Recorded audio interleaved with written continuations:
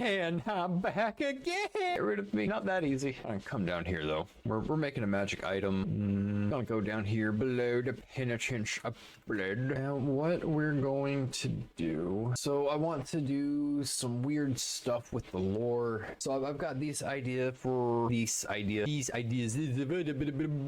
I want to do some crafting, right? I want to make some crafting tables. It's something that I do with each of my settings for my players, as they like to be able to customize weapons and items and whatnot. So what I want to do is based on the Elden Ring system with how they upgrade with smithing stones, with somber smithing stones, the Ash of War, to change the ability of the weapon. I want to do something similar with that. And what I want to do lore wise is I want to take it and I want to make maybe a weapon upgrade from the Marathi, the way that they do their weapons. Then they can upgrade them as they go. But then on the other hand, there's the Dazi who sing hymns into their weapons and infuse them with magic. And then I want to take the Ashalans and I want them to take both those the way the Germans did with a lot of scientific things, and I want them to mesh them together. And I want them to corrupt them, and I want them to make it a single thing under their control. And that's what I want to do with it lore wise. So what I want to do is this is going to be an item that can be used in that manner. I want this to be something for more of melee, because most of your magic items are really powerful magic items. Of course,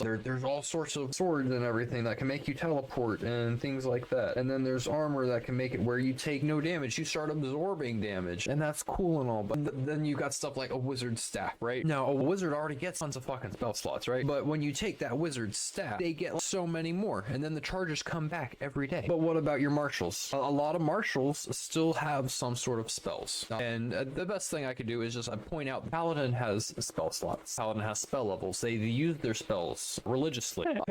but what's going on with their spell slots? What actual magic attacks do they use? Most of their spells are used for the extra smites. They're used for healing. They're used for utility purposes. They don't get to do big magic damage, which of course isn't the point, but they're slightly nerfed in the martial department because of that. So what I want to do is I want to make a magic item that works for martials like the way a staff works for a wizard. I want it to be unique to their abilities to add something to them. And I don't mean like this just for paladin. I mean like barbarian, rogue, anybody who gets up close and personal with a blade or a hammer or anything. So what I want to, and I've got some names that I've already messed with lore wise while I was thinking this over, because this is a broad concept, but this isn't a weapon itself. It's a weapon augment, although I guess you technically could use it as the weapon. It requires attunement to a class that is granted extra attack, which is a weird modifier to think of. I think that's really going to elevate and that makes it to where a wizard can't get a hold of him and be like, look what I can do. I'm a martial class now, because that kind of,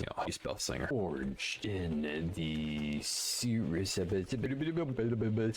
forges beneath salted spires. I still want to go back and I want to build that location out. I'm probably going to do that once we get to the point where we're making an actual campaign. A Sunlash ore is a sliver of solidified trapped inside a gold horse house the size of a fist. It is socketed into a melee weapon, most often a blade, hammer, or spear by an artificer,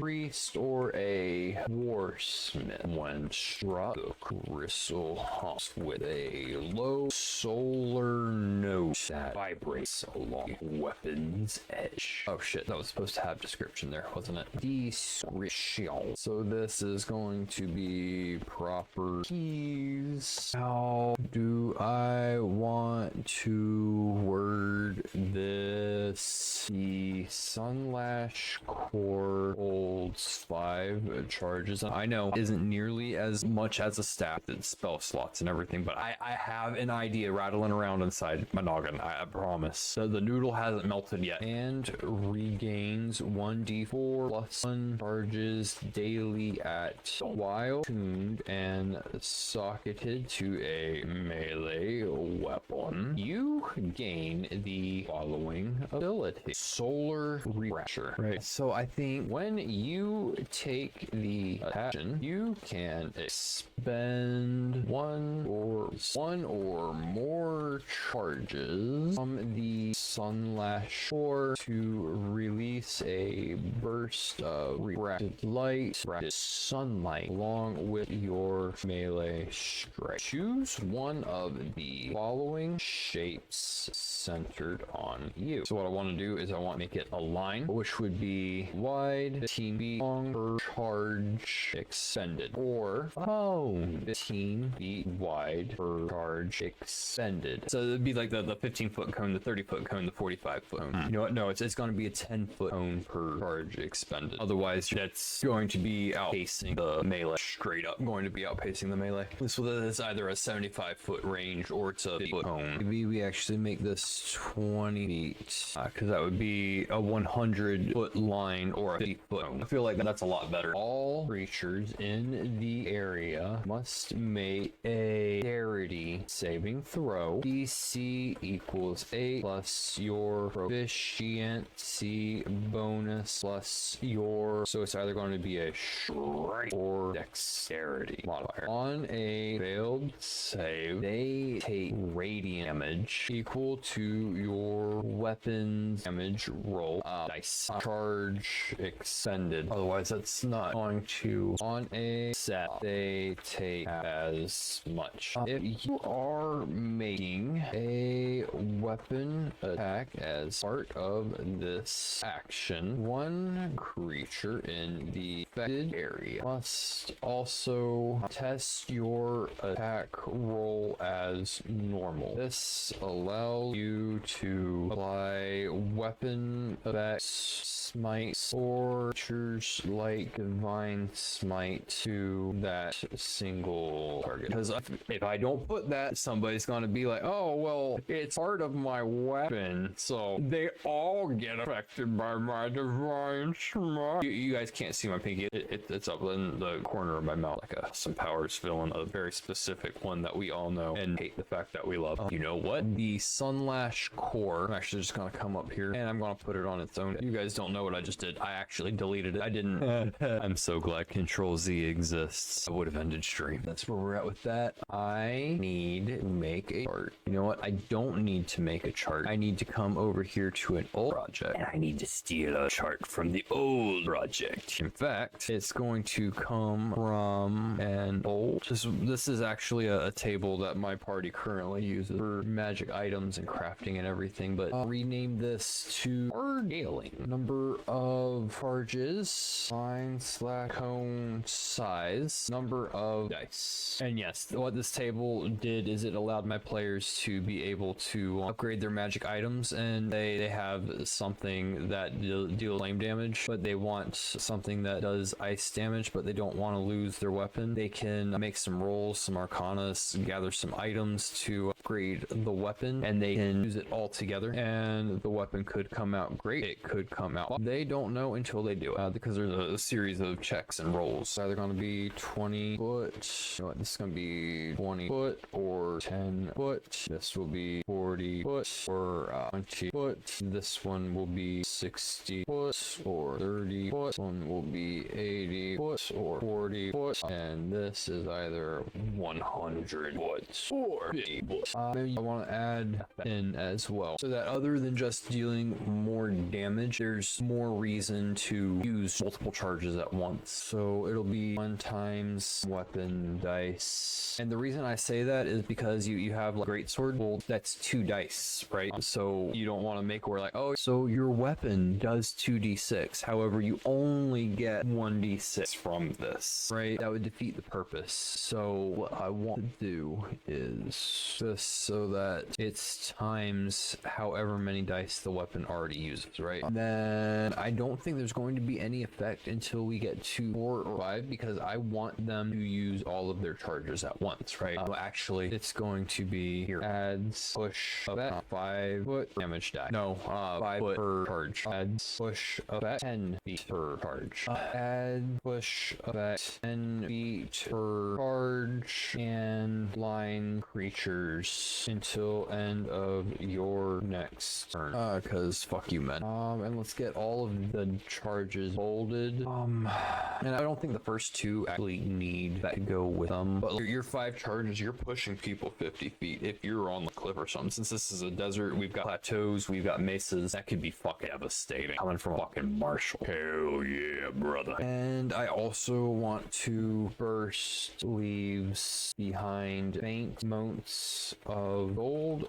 dust in the air, shedding light in the affected area. This effect lasts for 1 minute per charge use. If you've got a real crazy bastard, what that does is that gives it a utility purpose now, right? Party's in an area where they need to climb, say it's in the Black Artery. Well, they can't carry a torch or whatever for some reason. Well, this crazy ass fighter with his glowing sword can create a cone of light, and however far you guys need to climb, and you guys have however many minutes that cone lasts, what you need to do in the dark so you can get to a point where you can use a lantern or a torch again. Then I want to make an ability reminiscent of the staff, so we'll call it Final Detonation. As we all know, you can take a staff and you can break it, and if the Sunlash core is ever reduced to 0 charges, you can choose to shatter it as a bonus action instead of waiting for recharge. Doing so unleashes a catastrophic flare centered on you. The R and period aren't anywhere near each other. You know what? I'm not going to limit it to 0 charges. You can choose to shatter the Sunlash core as a bonus action because you're just smashing a little gem. This might need a table too. Final Detonation scaling, and we'll get this built up, and then it's going to need a 0 number of charges, radius, damage, and devastating, right? Oh, radius needs to be, I think radius needs to be capitalized first. Make it 15 feet, 30 feet, 45 feet, 60, 75 feet, 90, because this is going to be a radius, it's going to be a big ol' U blast. That is what we're making here, a big U blast.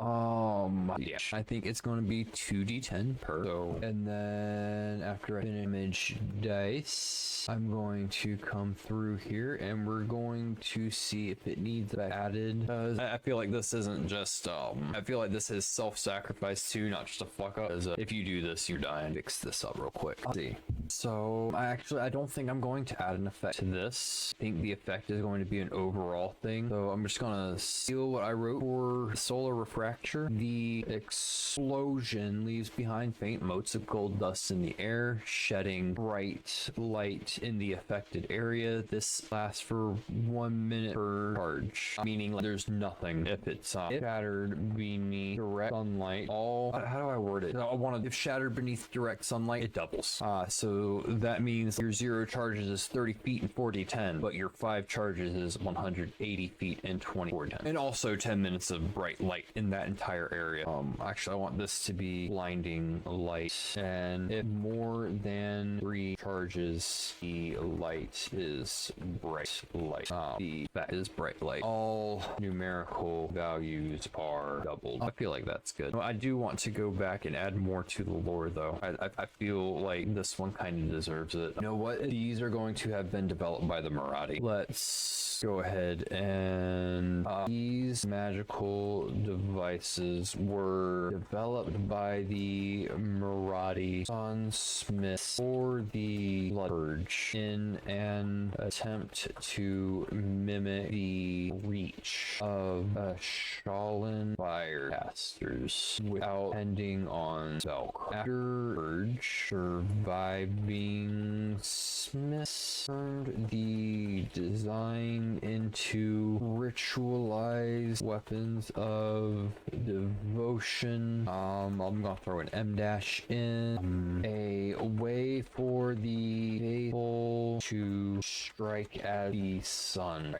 Most remaining Sunlash ores are merely fragments of the solar mirrors that adorn temples in the now ruins of what is it written down as Rom. Let's get rid of this column break. Ooh, came out pretty. I am actually going to still put the column break where it did because without it I can't do any spacing effects, but with it I can do that, and that just brings it down so the very top of it is some nice little eye candy right here. It's not perfect. I can't do that without entering pixels into the code, but that's just a quick spacing that looks nice to the naked eye. I'll come in here to properties and I want to abilities. I think I'm actually going to take this and I'm going to give it a header, and I'm going to do the same thing to the final declination. I feel like that just makes it look a little bit better, and I think that's gonna be it for tonight. My brain is effectively fried, so I've done a lot of the cuff off the cuff math tonight,